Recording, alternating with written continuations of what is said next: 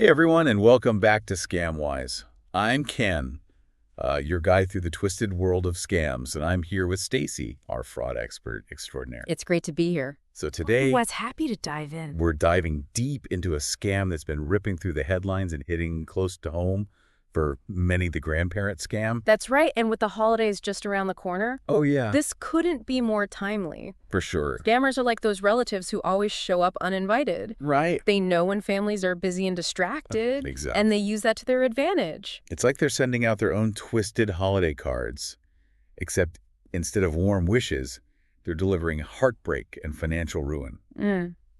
We've been following this recent bust of a massive grandparent scam network, and honestly, the scale of it is just mind-blowing. They managed to steal $1.2 million from seniors in just 3 months. And what's even more alarming is that $1.2 million is just the tip of the iceberg. Authorities believe this network was pulling in close to $5 million a year. $5 million. Yeah. It's crazy to think that there are people out there running this like a business, preying on vulnerable seniors. So for our listeners who might not be familiar with this scam, let's break it down. What exactly is the grandparent scam, and how does it work? Well, imagine this. You're at home, and the phone rings. You pick up, and you hear a frantic voice on the other end saying, "Grandma, it's me. I'm in trouble." The scammer will often target landlines because seniors are more likely to answer those, and they might have older phone books that don't list addresses, so the scammer doesn't even need to know the grandchild's name. So they cast a wide net hoping to hook someone who has a grandchild. Exactly. They'll use vague language like, "It's your favorite grandson," to get the victim to offer a name, and from there they build the story. They'll say something like, "I was in a car accident," or "I got arrested," or "I'm in the hospital."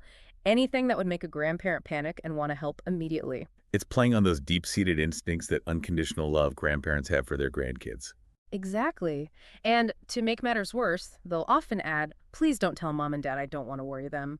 That adds another layer of pressure and secrecy, making it harder for the victim to think rationally or seek help. It's like they're deliberately isolating their victims, cutting off any potential lifelines. Hmm. And then, I'm guessing, comes the ask the request for money. Yes, once they've established that sense of urgency and desperation, they'll say something like, "I need bail money," or "I have to pay these legal fees," or "I need you to cover the hospital bills."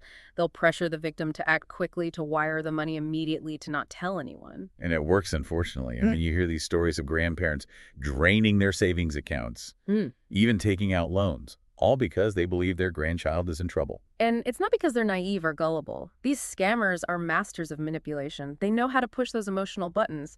Imagine getting that call, hearing your grandchild sounding scared and desperate. It's heartbreaking, and in that moment, you just want to do anything to help. It's like they're weaponizing love, twisting it into a tool for their own gain. That's a powerful way to put it. And it's what makes these scams so insidious. So you mentioned this recent bust that exposed a whole network of these scammers. What can you tell us about how these operations work? It's hard to believe that it's just one person sitting in a basement making phone calls. Oh, absolutely not. This is organized crime. These are sophisticated operations with multiple layers and coordinated roles. They set up what they call centers, often in rented houses or Airbnbs, to avoid detection.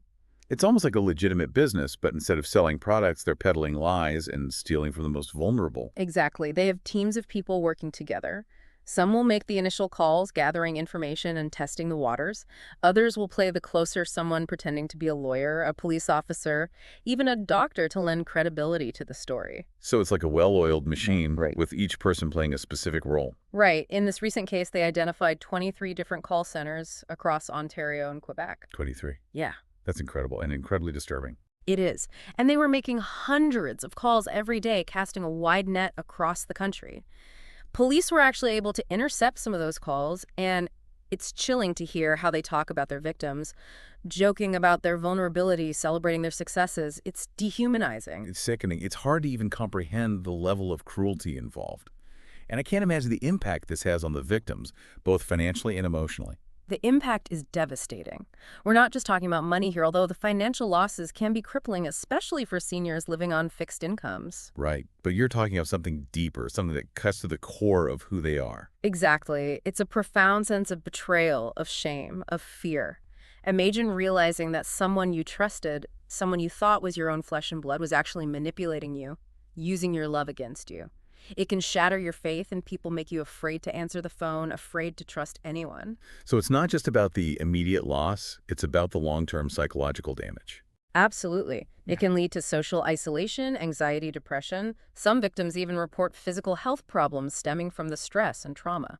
We're talking about real tangible harm. We are, and it's important to remember that this scam can happen to anyone, even those who consider themselves savvy and aware.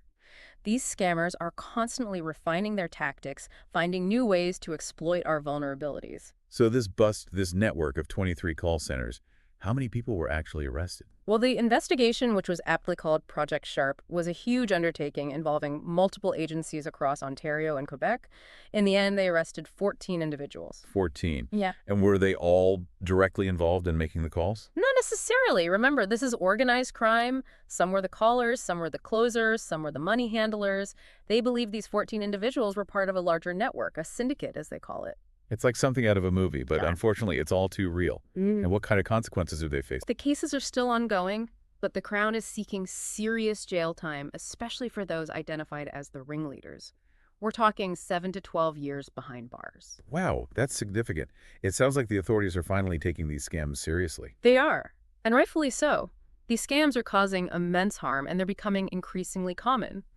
What's scary is this particular case is just one example, one piece of a much larger puzzle. It highlights the growing problem of organized fraud targeting seniors. Exactly. And it's not just the grandparent scam. We're Uh-huh. seeing variations on this theme popping up all the time. There's the romance scam, where scammers pretend to be romantically interested in their victims to gain their trust and then steal their money.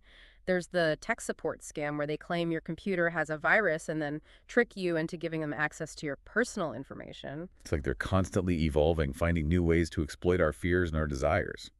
So knowing all of this, what can our listeners do to protect themselves and their loved ones from becoming victims? That's a great question, and one we'll delve into right after this quick break. Actually, let's keep this conversation flowing. We'll dive into prevention and those critical tips right after this. All right, let's get right into it. You were just asking about what people can do to protect themselves and their loved ones from these scams, and it's such a crucial question. It is. You've painted a pretty scary picture here. These scammers sound incredibly sophisticated. It feels like they're always one step ahead. So where do we even begin? You know, it can feel overwhelming, but the good news is that awareness is a powerful tool. One of the most important things you can do is to be aware of the red flags, the telltale signs that something isn't right. For example, anytime you get an unsolicited call that creates a sense of urgency, especially if the caller claims to be a family member in distress, that should raise a red flag. Right, like that classic line, don't tell mom and dad. It's like they're trying to cut off any potential for verification. Exactly. They want you to act impulsively without thinking things through. So if someone calls you claiming to be your grandchild and they're asking for money, the first thing you should do is take a deep breath and slow down. Don't let them pressure you. Instead, ask questions that only your real grandchild would know the answer to. Like, give us some examples. Sure, ask about a specific family event, a childhood memory, a pet's name, something that isn't easily found on social media. And here's the key. Don't rely on information they provide you. They might have gleaned bits and pieces from your Facebook page or your grandchild's Instagram. That's a good point. They're often doing their research beforehand. Oh, absolutely. These scammers are professionals. They're not just winging it, they're studying their targets, looking for those emotional vulnerabilities they can exploit. So what about the request for money? What are the red flags there? I mean, if my grandchild really was in trouble, wouldn't they need me to send money? That's the tricky part. A legitimate need for financial help is possible, but it's how they ask and the methods they suggest that are key. First and foremost, never ever send money or give out personal information over the phone to someone you haven't independently verified. So no wiring money, no sending gift cards, no meeting up with someone to hand over cash. Exactly. Those are all huge red flags. Legitimate organizations don't operate that way. Think about it. If your grandchild really was in jail, you'd be dealing with the authorities directly, not wiring money to some random person. Yeah, that makes sense. So if I get a call like this, what should I do? Hang up and call your grandchild directly or contact a trusted family member to confirm the situation. So simple, yet so effective. And this applies not just to grandparents, but to anyone who might receive a call like this. Absolutely. This scam can target anyone, not just seniors. I think it's important to talk to your family, create a plan for dealing with these types of calls, and maybe even role play a few scenarios. It's like a fire drill for scams. Exactly. Having those conversations in advance can equip your loved ones with the knowledge and confidence to resist these manipulative tactics. And what about reporting these scams? Is that helpful, even if you didn't fall for it? Absolutely. Reporting is crucial. Even if you didn't lose money, your report could help investigators identify patterns, track down these criminals, and potentially prevent others from becoming victims. So we're talking about calling the police, right? Yes, your local police department and the Canadian Anti-Fraud Center. They have a website and a phone number where you can report scams. It's quick and easy, and it can make a real difference. Remember, even if you're savvy enough to avoid the scam, someone else in your community might not be. Every report helps. You're right. It's about collective awareness and action looking out for each other. You know what strikes me about all of this is how these scammers specifically target landlines, knowing that seniors are more likely to answer those. It's almost like they're exploiting a generation that grew up trusting the phone. It's true. There's an element of generational vulnerability there. And it's heartbreaking because for many seniors, the phone is their lifeline to the outside world, to their families and friends. These scammers are twisting that connection, turning it into a weapon. It's just despicable. And I can't help but think about the emotional toll this takes on the victims. We've talked about the financial impact, but what about the emotional scars? Well, in our research for this deep dive, we came across some truly poignant stories from victims of this scam. Many of them spoke about feeling a profound sense of shame, like they had somehow failed themselves or their families. They felt betrayed, foolish, and afraid to trust anyone. It's a reminder that these scams aren't just about stealing money.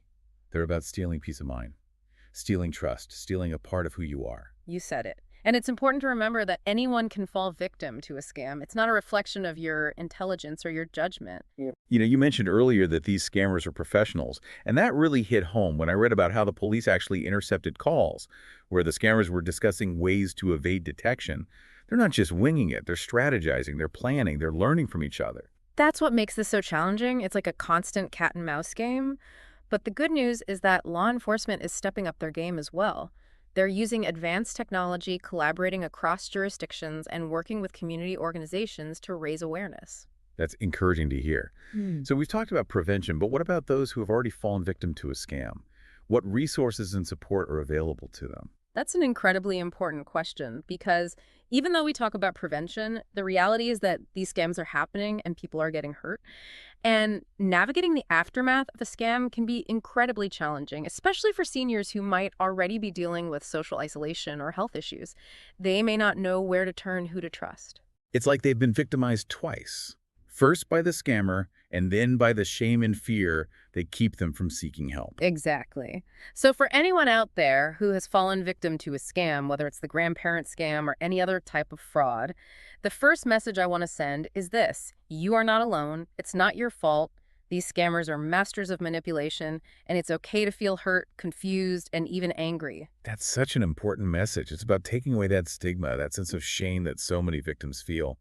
But what about practical steps? Yeah. What can someone do if they realize they've been scammed? Well, the first thing is to report it. To the police. Yes, to your local police department and also to the Canadian Anti-Fraud Center. Even if you don't think you'll recover your money reporting, the scam helps build a case against these criminals and can prevent others from falling victim. Right, it's about stopping the cycle. Exactly. And don't hesitate to reach out to your bank or credit card company to report any fraudulent transactions. They may be able to stop payments, reverse charges, or issue new cards. It's also important to change your passwords and PINs, especially if you shared that information with the scammer. So take those immediate steps to protect yourself financially. But then what about the emotional side of things? Where can people turn for support? There are some great resources out there. Organizations like the Better Business Bureau and your local senior center can offer guidance and support. They can connect you with victim advocates, counselors, or support groups. And there are also elder abuse hotlines that can provide confidential advice and assistance. The key is to reach out to break the silence, to realize that you are not to blame and that there is help available. You know, we've covered a lot of ground in this deep dive. We've talked about the mechanics of the grandparent scam, the network behind it, the devastating impact it has on victims, and the steps we can take to protect ourselves and our loved ones. As we wrap up, what's the one key message you want our listeners to take away from this? That's a great question. I think the most important thing to remember is that knowledge is power. The more we understand how these scams work, the better equipped we are to defend ourselves. Talk to your family, share this information, especially with older adults who may be more vulnerable. Encourage them to be skeptical of any unsolicited calls that sound too good to be true or create a sense of urgency. It's about empowering each other to be vigilant, to recognize those red flags, and to not be afraid to ask questions. Exactly. And remember, if you or someone you know has fallen victim to a scam, you are not alone. There is help available and there is hope for recovery. Well said. And that brings us to the end of another Scam-Wise deep dive. We hope you found this information helpful and empowering. Now, before we go, I did want to touch on something you mentioned earlier. You talked about how these scammers often prey on the trust and habits of older generations, specifically targeting landlines. Yeah, that's one of the tactics we see often with the grandparent scam. They exploit that ingrained habit of answering the phone, especially among seniors who grew up in a time when a ringing phone was a sign of connection, of someone reaching out to you. It's almost like they're twisting that sense of community, Yeah. that social contract we used to have around phone calls. Exactly. And that's why it's so important to raise awareness about these scams, not just among seniors themselves, but also among their families and caregivers. So what can we do to empower our loved ones who might be more vulnerable to these scams? Well, first and foremost, have those conversations. Talk to them about the grandparent scam, about the red flags to watch out for. Encourage them to be skeptical of any unsolicited calls, especially those that create a sense of urgency or demand secrecy. Remind them that it's okay to hang up and verify the information. Right? It's about giving them permission to question, to not feel pressured to act immediately. Exactly. And sometimes a little role playing can go a long way. Practice those scenarios with them. What would you say if someone called claiming to be your grandchild in trouble? How would you verify their identity? Having a plan in place can boost their confidence and make them less likely to fall victim. It's like a fire drill for scams. Hmm. And it's not just about protecting them from financial loss, but also from that emotional devastation we talked about earlier. Absolutely. Because as we've discussed, the emotional scars of a scam can run deep. So as we wrap up this deep dive, what's the final takeaway you want to leave our listeners with? I think the most important message is this: awareness, communication, and action are our best defenses against these scams. Be informed, be vigilant, and don't be afraid to speak up. If you see something, say something. If you get a suspicious call, report it. And if you or someone you know has fallen victim, reach out for help. You are not alone. That's such powerful advice. And remember, everyone, we're here to help you navigate the complex world of scams. Be sure to subscribe to our podcast for more scam-busting tips and insights. You can also find us on YouTube, where we share even more in-depth videos and resources. So until next time, stay informed, stay vigilant, and stay scam-wise.